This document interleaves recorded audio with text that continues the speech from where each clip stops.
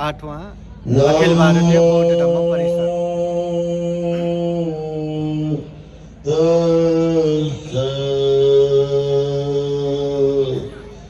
भगवतो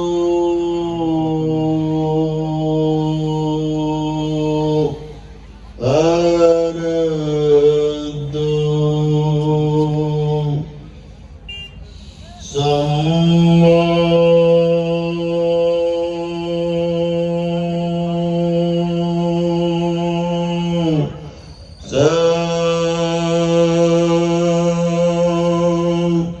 बुद्ध